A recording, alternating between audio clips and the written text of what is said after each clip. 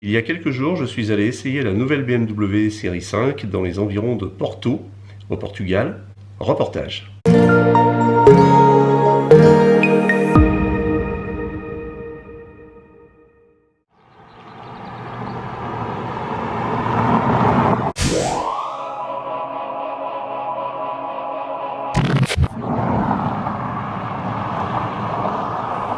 Si vous vous attendez à une refonte révolutionnaire pour cette 7e génération de la série 5, vous resterez peut-être un peu sur votre faim.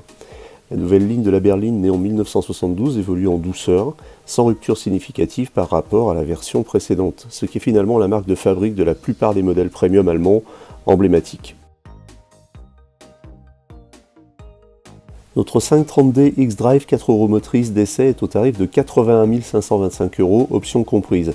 À ce prix, on est en droit d'exiger un certain confort et des équipements hors du commun. C'était le cas entre la sellerie cuir Dakota exclusive couleur cognac, les inserts décoratifs en bois précieux et la planche de bord en Sensatec noire. L'impression de haute qualité est vraiment au rendez-vous. La clé intelligente et connectée BMW DisplayKey offre la possibilité de verrouiller à distance les portes et le coffre, d'activer le capteur de mouvement et d'alarme, d'agir sur l'éclairage, de voir l'autonomie restante ou encore de programmer la climatisation avant le départ.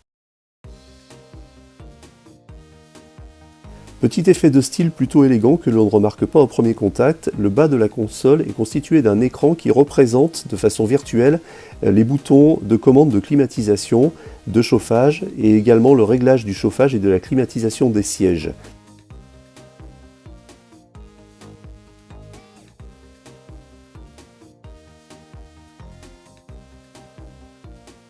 Le contrôle gestuel, qui avait beaucoup intrigué les observateurs lors de la sortie de la série 7, est également disponible sur la série 5. Il permet par exemple de régler le son du dispositif audio avec une simple rotation du doigt. Côté multimédia et infodivertissement, c'est la totale. On a droit à peu près à tout ce qu'on peut espérer sur ce type de voiture, avec une interface connectée et l'introduction d'un écran tactile, ce qui est une nouveauté. Et également Apple CarPlay avec les applications que l'on connaît sur Apple CarPlay et notamment les playlists Spotify qui sont intégrées directement dans l'écran et que l'on peut gérer à partir de l'interface de la voiture.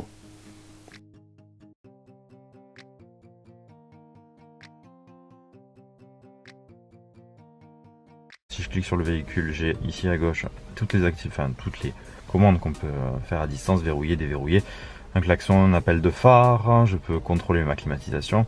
Je peux même avoir une remote 3D view, donc c'est avoir une vue 360 degrés du véhicule. Par exemple là je peux l'avoir, on va patienter un tout petit peu, ça devrait le faire, voilà. Donc vu d'ici je peux voir où se situe le véhicule avec les véhicules aux alentours, sur la partie 3D. Donc là ça c'est quand on est à l'hôtel, on voit même les personnes qui sont juste à côté. Hop. Mon statut de mon véhicule, contrôler en fait tout ce qui est entretien, la pression des pneus, l'huile moteur. Ça c'est synchronisé avec mon calendrier Apple, donc avec des rendez-vous que je peux avoir. Et je peux très bien envoyer directement le rendez-vous au véhicule, soit sur la messagerie Connected Drive, soit directement en Bluetooth, et ça vient lancer le GPS, lancer la destination directement sur le GPS, voilà, via Bluetooth.